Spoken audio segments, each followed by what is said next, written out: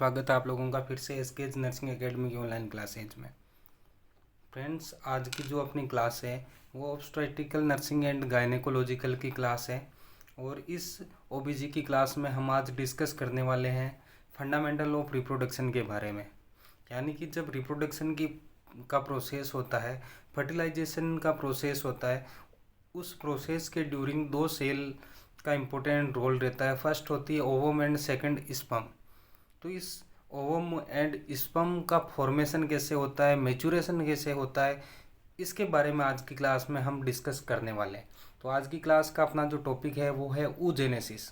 यानी fundamental of reproduction के अंदर दो चीज़ें पढ़ते हैं। एक पढ़ते हैं हम गैमेटोजेनेसिस। गैमेटोजेनेसिस के अंदर आता है कि गैमेट्स का मैच्योरेशन कैसे होता है।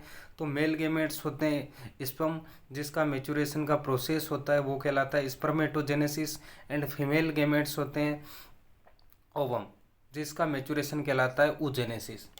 तो आज की क्लास में हम पढ़ेंगे oogenesis एंड नेक्स्ट क्लास के अंदर हम पढ़ेंगे स्पर्मेटोजेनेसिस के बारे में। इसके अलावा आपको पहले भी बता चुका हूँ मैं कि हमारे चैनल की जो मेंबरशिप प्लान है वो लॉन्च की गई है। अगर आप हमारा ये चैनल का जो मेंबरशिप है वो लेते हो तो आपको कुछ बेनिफिट्स मिलेंगे। जो मेंबरशिप ओनली क्लासेज है, जो मेंबरशिप ओनली क्विज है, या जो मेंबरशिप ओनली पोस्ट है, उनको आप असेस कर सकते हो हमारे मेंबरशिप प्लान को ज्वाइन करके, जिसकी प्राइस रखी गई है 159 रुपीज़ पर मंथ। और इस ऑफर को अवेल करने के लिए आप हमारे जो व्हाट्सएप नंबर है उस पर कॉन्टेक्ट कर सकते हो। तो स्टार्ट करते हैं आज की अपनी क्लास oogenesis। सबसे पहले हम जानते हैं गैमेटोजेनेसिस के बारे में कि गैमेटोजेनेसिस क्या होता है। Gametogenesis is the process of maturation of two highly specialized cell sperm and ovum is called gametogenesis. यानी कि गैमेटोजेनेसिस एक प्रोसेस है जिसके अंदर क्या होता है, स्पर्म एंड ओवम के मैच्योरेशन को स्टडी किया जाता है। या हम कह सकते हैं स्पर्म एंड ओवम के मैच्योरेशन का जो प्रोसेस है उस प्रोसेस को गैमेटोजेनेसिस कहते हैं। इसके अंदर फर्स्ट आता है oogenesis यानी कि maturation of ovum, and second है स्पर्मेटोजेनेसिस यानी कि मैच्योरेशन ऑफ स्पर्म। तो इन दोनों को कंबाइन रूप से कहा जाता है गैमेटोजेनेसिस। आज की क्लास का अपना टॉपिक है oogenesis। oogenesis क्या होता है? The process involve in the development of a mature ovum is called oogenesis। यानी कि ओवम के मैच्योरेशन का जो प्रोसेस है उसको oogenesis कहा जाता है। और ये oogenesis का जो प्रोसेस होता है वो इंट्रा यूटेराइन लाइफ के अंदर ही स्टार्ट हो जाता है। यानी कि इंट्रा यूटेराइन लाइफ के अंदर अगर फीमेल चाइल्ड है तो उसके जो फीमेल गोनाड्स है, यानी जो ओवेरीज है, उसके अंदर एक सेल्स पाई जाती है जिसको कहा जाता है जर्म सेल। जर्म सेल से स्टार्ट होता है। सबसे पहले क्या होता है, इंट्रा यूटेराइन लाइफ के अंदर जर्म सेल के अंदर माइटोटिक डिवीजन स्टार्ट होता है। रेपिडली माइटोटिक डिवीजन होता है और माइटोटिक डिवीजन के बाद जो जर्म सेल है वो डिफ्रेंशिएट हो जाती है जिसको कहा जाता है ऊगोनिया। यानी कि जर्म सेल के अंदर माइटोटिक डिवीजन होगा इंट्रा यूटेराइन लाइफ के अंदर। ये बात चल रही है इंट्रा यूटेराइन लाइफ के अंदर। अगर फीमेल चाइल्ड है तो जब वो अपने मदर के वुम्ब के अंदर होगी उसी दौरान उसकी ओवेरी की जो जर्म सेल है उसके अंदर माइटोटिक डिवीजन स्टार्ट हो जाएगा और ये कहलाएगी ऊगोनिया।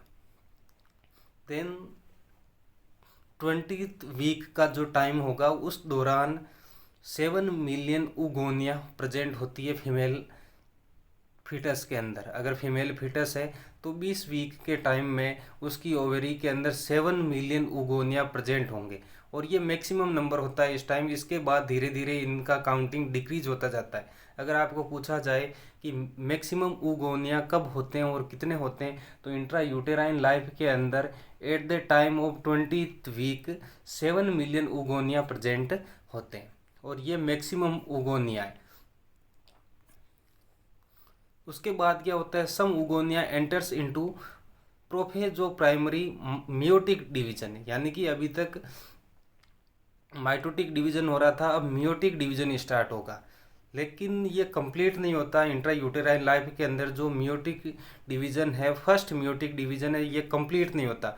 सिर्फ इसकी जो प्रोफेज फेज होती है वो स्टार्ट हो जाती है और प्रोफेज फेज स्टार्ट होते ही ये जो ऊगोनिया था उसको प्राइमरी oocyte के नाम से जाना जाता है।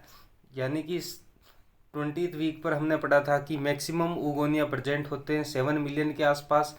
अब क्या होता है, इनके अंदर प्राइमरी मियोटिक डिवीजन स्टार्ट हो जाता है। इनके अंदर क्या होता है, प्राइमरी मियोटिक डिवीजन स्टार्ट हो जाता है। लेकिन प्राइमरी मियोटिक डिवीजन की सिर्फ प्रोफेज फेज स्टार्ट होती है, ये प्रक्रिया पूरी नहीं होती। लेकिन प्रोफेज फेज स्टार्ट होते ही इस उगोनिया को प्राइमरी oocyte के नाम से जाना जाने लगता है। तो क्या होता है, प्रोफेज तो स्टार्ट होगी लेकिन ये कंप्लीट प्रोसेस होता है प्यूबर्टी के बाद। Then at the birth of total number of primary oocyte are about 2 million. जैसे कि 20th वीक पर 7 मिलियन उगोनिया थे, लेकिन उनमें से कुछ उगोनियन के अंदर प्राइमरी डिवीजन स्टार्ट हुआ और इस तरह से उनको कहा था हमने प्राइमरी oocyte। तो जब बेबी का बर्थ होगा उस टाइम लगभग उसकी ओवरी के अंदर 2 मिलियन प्राइमरी oocyte प्रेजेंट होंगे। तो यहाँ पे भी एक क्वेश्चन बनता है कि at birth number of primary oocyte are 2 million. जन्म के समय आपको पूछा जाए कि फीमेल चाइल्ड की या फीमेल जो फीटस है उसकी ओवरी के अंदर कितने मिलियन प्राइमरी oocyte होंगे, तो लगभग 2 मिलियन प्राइमरी oocyte देखने को मिलेंगे। Then primary oocyte don't finish primary meiotic division until puberty. जैसा कि मैंने बताया था कि जो प्राइमरी मियोटिक डिवीजन है वो स्टार्ट तो हो जाता है, लेकिन इसकी प्रोफेज फेज स्टार्ट होती है, ये पूरा डिवीजन कंप्लीट नहीं होता टिल प्यूबर्टी। अब क्या होता है, at puberty about 4 leg primary oocytes left behind. जैसे कि मैंने बताया कि एट बर्थ 2 मिलियन थे, लेकिन प्यूबर्टी में आते आते इनमें से सिर्फ 4 लाख प्राइमरी oocyte पीछे बचते हैं, और इन 4 लाख oocyte में से भी सिर्फ 400 oocytes का ओवुलेशन पूरी रिप्रोडक्टिव लाइफ के दौरान हो पाता है।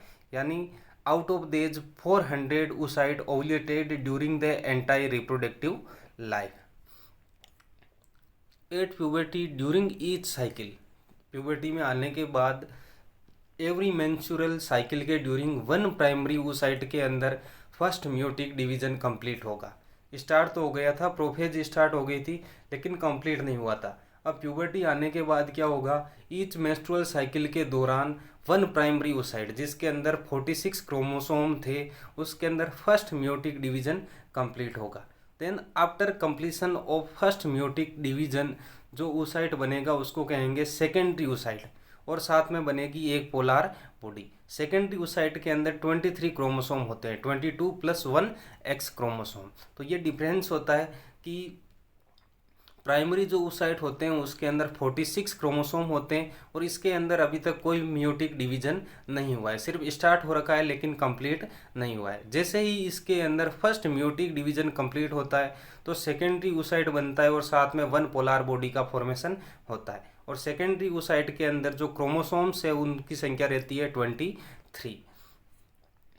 और सेकेंडरी oocyte ओवुलेशन के दौरान रिलीज होता है, यानी ईच मेंस्ट्रुअल साइकिल के दौरान 1 प्राइमरी oocyte के अंदर मियोटिक डिवीजन होगा, वो सेकेंडरी oocyte के अंदर चेंज होगा, और ओवुलेशन या मेंस्ट्रुअल साइकिल के दौरान उसका ओवुलेशन होगा। ओवुलेशन के बाद अगर फर्टिलाइजेशन होता है, जाइगोट का फॉर्मेशन होता है। इफ ओवुलेशन होने के बाद सेकेंडरी oocyte का फर्टिलाइजेशन होता है तो उसके अंदर सेकेंड मियोटिक डिवीजन कंप्लीट होगा, otherwise second meiotic division complete नहीं होगा, सिर्फ फर्स्ट मियोटिक डिवीजन ही कंप्लीट होगा। तो ये जो प्रोसेस था वो जेनेसिस का, उसके बारे में हमने जाना। इस ड्रॉवेक के द्वारा आप इसको थोड़ा सुपरफिशियली फिर से रिवाइज कर सकते हो कि जर्म सेल के अंदर मियोटिक डिवीजन होता है, देन उगोनिया का फॉर्मेशन होता है। जैसा कि मैंने बताया 20 वीक के अंदर मैक्सिमम उगोनिया होते हैं अबाउट 7 मिलियन। देन इसके अंदर फर्स्ट मियोटिक डिवीजन स्टार्ट हो जाता है, लेकिन पूरा नहीं होता, सिर्फ प्रोफेज फेज ही स्टार्ट होती है, और इसके अंदर 46 क्रोमोसोम प्रेजेंट रहते हैं। देन प्यूबर्टी में आने के बाद ईच मेंस्ट्रुअल साइकिल के दौरान एक प्राइमरी oocyte के अंदर फर्स्ट मियोटिक डिवीजन कंप्लीट होता है। देन ग्राफियन फॉलिकल का मैच्योरेशन होता है, और वो प्राइमरी oocyte डिवाइड होने के बाद सेकेंडरी oocyte कहलाता है और रिलीज होता है। देन अगर फर्टिलाइजेशन होता है ओवुलेशन के बाद तो उसके अंदर सेकेंड मियोटिक डिवीजन कंप्लीट होगा, अदरवाइज नहीं होगा। इसके बाद हम बात करते हैं structure of a mature ovum. Largest cell in woman, woman के अंदर पूछा जाए लार्जेस्ट सेल कौन सी होती है, तो ovum is the largest cell in woman. Ovum woman के अंदर लार्जेस्ट सेल होती है। देन डायमीटर की बात की जाए तो इसका डायमीटर 130 माइक्रोन्स होता है। ओवम का जो डायमीटर होता है वो 130 माइक्रोन्स होता है। And it contains 23 chromosomes, 22 plus 1x chromosome, ये होता है सेकेंडरी oocyte के अंदर। प्राइमरी oocyte के अंदर 46 होते हैं, लेकिन ओवुलेशन के दौरान जो रिलीज होता है वो हमेशा सेकेंडरी oocyte होता है और उसके अंदर 23 क्रोमोसोम्स होते हैं। Then during fertilization the nucleus is converted into a female pronucleus, यानी कि जो ओवम का न्यूक्लियस था वो फीमेल प्रोन्यूक्लियस के रूप में कन्वर्टेड हो जाता है। देन ये जो आप स्ट्रक्चर देख रहे हो, ये स्ट्रक्चर एक मैच्योर ओवम का स्ट्रक्चर है, जिसके अंदर क्या होता है, the ovum is surrounded by a cell membrane called vitelline membrane. इस ओवम के अंदर एक सराउंडिंग मेम्ब्रेन होती है जिसको हम वाइटलाइन मेम्ब्रेन के नाम से जानते हैं, या प्लाज्मा मेम्ब्रेन। ये जो आप देख रहे हो ये वाइटलाइन मेम्ब्रेन या प्लाज्मा मेम्ब्रेन है। Then there is an outer transparent mucoprotein envelope called zona pellucida. इस वाइटलाइन मेम्ब्रेन के अलावा एक म्यूकोप्रोटीन की लेयर भी प्रेजेंट रहती है, ये वाली, जिसको हम कहते हैं जोना पेल्यूसिडा के नाम से जानते हैं। Then there is a space between vitelline membrane and zona pellucida. ये जो वाइटलाइन मेम्ब्रेन है और ये ट्रांसपेरेंट जो म्यूकोप्रोटीन की मेम्ब्रेन है, इन दोनों के बीच में एक स्पेस पाया जाता है जिसको प्री वाइटलाइन स्पेस कहते हैं। Then after it escape from the follicle, Graafian follicle से एस्केप होने के बाद, ओवुलेशन के दौरान ओवम रिलीज होने के बाद, it retains A covering of granulosa cells. इसके चारों ओर एक ग्रेनुलोसा सेल की कवरिंग भी प्रेजेंट होती है।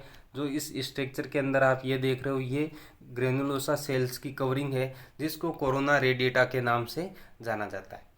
तो ये जो बेसिक थिंग्स थे oogenesis के बारे में, और इससे रिलेटेड बहुत सारे क्वेश्चंस हर बार कॉम्पिटिटिव एग्जाम्स के अंदर देखे गए हैं। फिर भी अगर आपके कोई डाउट्स हो, कोई क्वेश्चंस हो oogenesis से रिलेटेड, तो आप कमेंट सेक्शन में पूछ सकते हो। नेक्स्ट क्लास में हम बात करेंगे स्पर्मेटोजेनेसिस के बारे में, यानी स्पर्म के मैच्योरेशन का जो प्रोसेस होता है उसके बारे में स्टडी करेंगे। Thank you very much.